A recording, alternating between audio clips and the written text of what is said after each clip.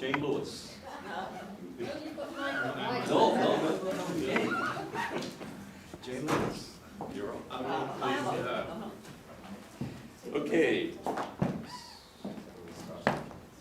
So Jane, where are you from? Storrington. Where's that? West Sussex. You want to convey a mood of what? Informative but lighthearted, and the title is Being Messy. It is indeed. It's a good thing. Being messy. Thank you very much. This theme is all about picking up from what Margaret was saying about the fact that there are hidden gems out there who can help us transform the world. But I'm looking at a particular case study which is about starting local and starting slow and having a lot of fun at the same time. As all of you probably know, I'm really into positive deviance, which the theory of which is that in every community there are certain people whose hidden but successful coping strategies enable them to cope better than their peers do within exactly the same resources. And I've been following that, as many of you know, with perseverance over the last few years. And in one place in particular, in Gosport in Hampshire, this is Gosport, you can see it's got nice bits and it's got some very deprived bits. This is the council, to whom I am terminally grateful for passing me their first ever grant to have a go at positive deviance. We tried looking at children's attainment. Children's attainment in Gosport is well below the Hampshire average, which is the county it's in, and also the national average. They've got a really high rate of teenage pregnancy. There's a lot going on that they want to stop. They're putting money into children's centres, but they're not giving to the people that they need to get to. So we started doing some positive deviance around children's attainment, and one of the people in the first group was Jez. Now Jez is a witch. Seriously, she is a white witch. She was also one of the children's centre parents forum, and thought of as a bit of a gobby person with a bit of an attitude. And she wanted to help me, and she came on board, and we tried to, this is find the focus, sorry. And so we worked out that we tried one particular way of doing it. We tried to follow the book, and it took a long time. We lost people. But the focus on children's attainment got a lot of energy and enthusiasm. I mean, and there is commitment and energy, and we wanted to harness that. But we found that the traditional PD way of doing things took too long. And we couldn't get to see people. There are a lot of gatekeepers in communities. If you want to do this exploration, if you want to do the discovery, it's very hard. So Jez said, can you give us a job and I'll help you put the pieces together? And so I thought, all right then. So she said, can I have a go? And I said, okay. And so she went off and she read the book, and we did some work together, and she designed a different way of doing it that she thought would work. And so we had a go. She recruited a group, not using the usual way that children's centres do, through advertising and leaflets. The Friday before the Tuesday she was due to run the first session, we didn't have anybody using traditional methods. By the following Tuesday, we had 8 mums and 14 children. And they worked out that what they really wanted to work on was being an engaged parent. They could see that the government's got all these things about being a good parent and the 5 a day this and the message of that.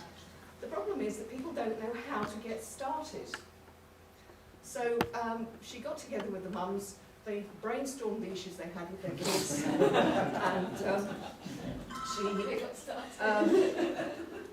and they discovered that they really did have a fear of messy play, as you can see, not surprising why really, and they didn't do it. So Jez got them to measure how often they did it, because data is a very important part of this, and how confident they felt and how they wanted their kids to develop, what skills they thought that messy play would develop. And she said, okay, well, can we do that? Have we ever done it before? And they've discovered all these hidden coping strategies, and they planned how to get the mums together with the children to do messy play.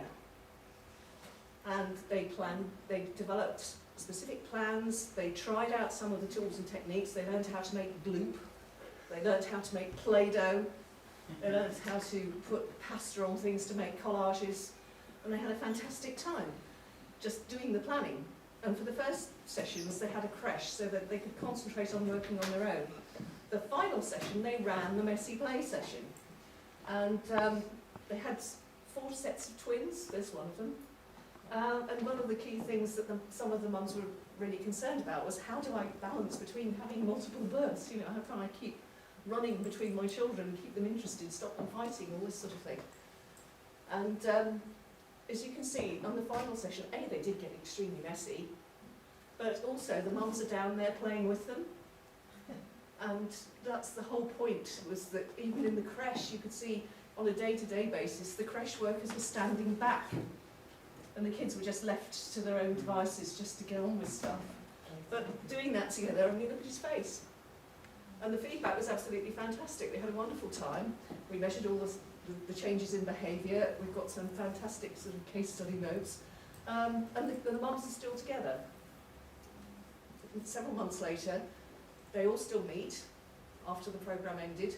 They had pancake parties, they had a pyjama party, and they also learned about the fact that you have to extract the kids from messy play as well without them having a tantrum and clean them up. And they learned how to divert them so that they didn't have wobblies when their nice playthings were taken away by providing a picnic, and that they scheduled how to clean up afterwards. And they had a really good time. And this is from afterwards, this was several months afterwards. This is one of the mums who was least confident. She was actually a Muslim convert, that's her little son. And she learned about playing messily in the bath, because it's very much easier. And all these suggestions came from the mums. Jez didn't teach anyone anything. They just talked about it and had conversations, and it's been now a case study. This is the National College, it's the view from the National College of School Leadership. And we presented this as a case study thanks to our various connections that we were introduced to it. And it went down really well. And it was actually a revelation not to tell people about things. So here we all are now. I'm trying to start a movement. So here you all are, including my husband, top left. Thank you very much for your support in terms of how you've helped me get where I am. This is my team, with whom I have a great deal of fun. The word spread, so more of you can see themselves. Anyway, but it was had a great time.